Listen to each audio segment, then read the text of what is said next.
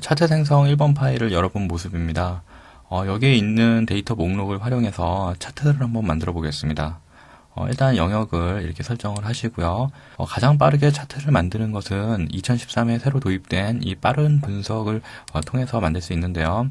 이 버튼을 누르시고 차트를 선택을 하시면 이 커서를 갖다 대는 것만으로도 선택된 영역에 걸맞는 차트들의 목록이 확인이 됩니다. 하지만 여기서는 조금 더 다양한 종류의 선택을 하기엔 좀 힘들어서 이 삽입 탭에 있는 추천 차트를 한번 선택해 보겠습니다. 이 차트 삽입 상자에 추천 차트 탭이 선택이 되어 있는데요. 이곳에 보이는 이 차트들은 빠른 분석 도구에서 보았던 어떤 그런 차트들하고 거의 비슷하다라는 것을 볼 수가 있습니다. 좀 더 다양한 영역의 차트를 보기 위해서 모든 차트 탭을 선택을 하시고요. 이것을 보시면 각각을 대표하는 대표 분류명이 있고 그 오른쪽에는 조금 더 세분화된 다양한 스타일의 차트 형식들이 준비되어 있는 것을 볼 수 있습니다. 여기서 여러분이 원하는 형태의 차트가 있다면 그것을 바로 클릭하고 확인을 누르시면 되는데요. 일반적으로 많이 쓰이는 차트라고 하면 이런 세로 막대형, 원형, 가로 막대형, 꺾은 선형 이런 정도로 축약을 해서 말씀을 드릴 수 있을 것 같습니다. 하지만 여러분의 작업 상황에 따라서 이런 주식형이나 평면형, 분산형 이런 것들도 상황에 맞게 활용을 할 수가 있겠죠. 여기서는 가장 많이 쓰이는 세로 막대형, 묶은 세로 막대형이 선택된 상태에서 확인을 눌러보겠습니다. 예, 이렇게 그 차트가 바로 생성이 되고요. 차트의 위치는 이 부분을 클릭 드래그해서 원하는 위치로 가져갈 수가 있고요. 이 조절점 있는 부분을 드래그해서 그 크기를 조정할 수도 있습니다. 예, 한 이 정도 느낌으로 설정을 하시고요. 잠깐 차트 구성 부위들의 용어를 보면요. 차트 안쪽을 차트 영역이라고 하고요. 더 안쪽의 영역은 그림 영역이라고 부릅니다. 요 상단에는 이 차트 제목이 입력되는 공간이 있고요. 이 X축과 Y축을 가로축, 세로축이라고 그렇게 명시를 합니다. 이곳에 있는 데이터들은 범례라고 부르고요. 이 범례가 가지고 있는 색깔대로 이 그래프들이 나열이 되고 있는데 이 그래프 하나하나를 데이터 계열이라고 부릅니다. 이렇게 구성된 차트는 사용 목적에 따라서 추후에 이 영역 범위를 수정하는 경우가 있을 텐데요. 여기에 있는 그 목록 그 테두리 부분을 드래그하는 것으로 영역을 좀 조절을 할 수가 있습니다. 총 4개의 계월수가 대상이 되게 할 수 있고요. 이 범례 표시도 3개만 해당이 되도록 설정을 할 수가 있습니다.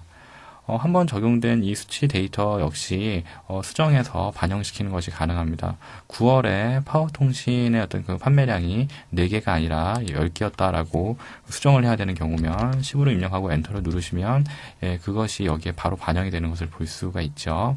차트를 선택했을 때는 그 차트를 수정할 수 있는 여러 디자인 도구, 서식 도구들이 차트 도구 상황 탭으로서 나타나게 됩니다. 그래서 이 디자인 탭을 보시면 이곳에 차트 요소 추가라는 것에서 여러 가지 뭐 제목의 위치라든가 새로 뭐 범례의 위치를 재조정한다거나 할 수가 있는데요.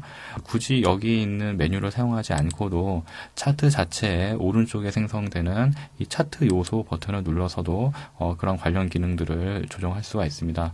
예를 들어서 이 데이터 계열들이 어느 정도의 수치를 가지고 있는지 물론 이 눈금선을 통해서 짐작할 수 있지만 좀 더 정확한 수치를 표기를 했으면 좋겠다라고 하시면 이 데이터 레이블이라고 부르는 공간에 체크를 하시면 됩니다.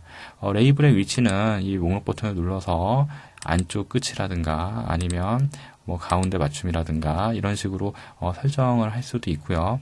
이 범례의 위치도 꼭 하단에만 생성되는 것이 아니라 위쪽에 놓는다거나 아니면 이 오른쪽에 배치를 할 수도 있습니다. 현재는 차트 전체를 담당하는 제목만 있는데요. 이 가로축과 세로축에도 별도의 제목을 체크를 해서 입력을 할 수가 있습니다.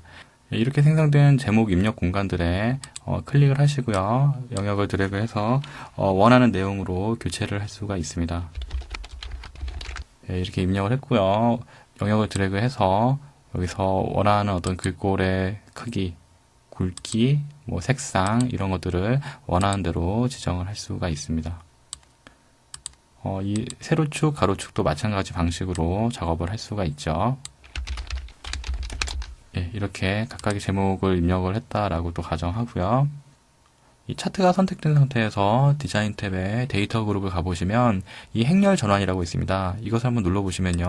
이 가로축과 세로축의 어떤 그 범위가 바뀌어서 표기가 되는 것을 볼 수가 있습니다. 그래서 처음에 만들어진 차트가 여러분 의도와 좀 맞지 않다면 이 행렬 전환을 눌러서 이 축이 변경된 모습을 보고 그러한 차트가 맞는 것인지 판단하시고 사용하시면 되시겠죠. 저는 다시 클릭을 해서 원래의 상태로 돌려놓고 다음 강좌에 이어서 진행을 하도록 하겠습니다.